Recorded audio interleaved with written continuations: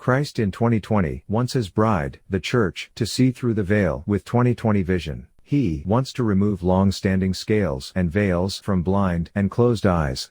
Most of all, don't miss the 9 crucial issues pointed out beginning at 70 seconds. Beauty and veiling is likely one of our world's most confused subjects, and with deep implications.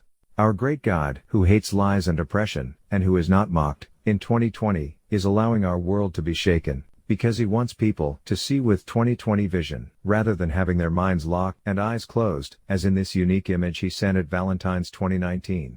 He in 2020 is shaking our world, because too many religious people, just like non-religious people, have their eyes closed and lack 2020 vision, and therewith have a big mouth to defend the traditions of men. Jesus speaking to such ones said, "And He said unto them, Full well ye reject the commandment of God, that ye may keep your own tradition." Mark 7:9. Now, a vital question, and with much reason to ask, and with crucial implications. In 1 Corinthians 11:1-16, was Paul encouraging feminine glory? Or oppositely advocating veiling, the very obstruction and crushing of feminine glory? To discover that answer, with open eyes desiring 2020 vision on the subject, please consider the crucial 9 following aspects. Firstly, consider Paul without dispute encouraged longer hair for women and declared it a glorious covering. Secondly, consider Paul in his appropriate covering teaching was very concerned about proper hair covering, not only emphasizing the shame of women lacking long hair, but also the shame of men having long hair.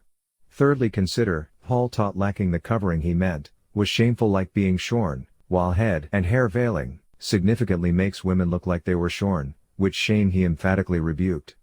Fourthly, consider Paul speaking of the covering women need used a Greek word simply meaning covering, which it must be admitted could pertain to hair or a veil, but in his concluding words saying her long hair is given for a covering, used a Greek word that certainly means a cloth veil. Thus, he actually concluded saying, if a woman has long hair it is a glory to her and given for a veil, which statement makes basically no sense, and especially not, if he was advocating a veil. Fifthly, consider, according to the Greek, Paul actually wrapped up his message saying, if a woman has long hair it is a glory to her, and given instead of a veil. Note, the Greek word underlying for, as in given for a covering, is translated as instead of hundreds of times, other places in our Bibles. Also, consider that the word for, as in the phrase, I will use a fork for a spoon, also denotes instead of. And further, be aware that this letter of Paul was to the people of Corinth, a people of Greece, a place where oppressive heathen head and face veiling was already being done in Paul's time. Sixthly, consider the Greek word for, as in for a veil, not only means instead of, but opposition. The Greek word underlying for is anti, like in Antichrist. Thus, this text could readily imply her long hair is given instead of, and in opposition to a veil. Seventhly, consider Paul in his concern about appropriate covering, actually taught woman was made for man, and the glory of man, and that she thus should have power, according to the Greek meaning freedom and liberty on her head, because of the angels, likely meaning like the example of the angels in glory. Eighthly, consider that Paul in his second letter to the same people, also spoke negatively about veiling, and spoke of Christ taking away the veil, and of all coming before God with an open face.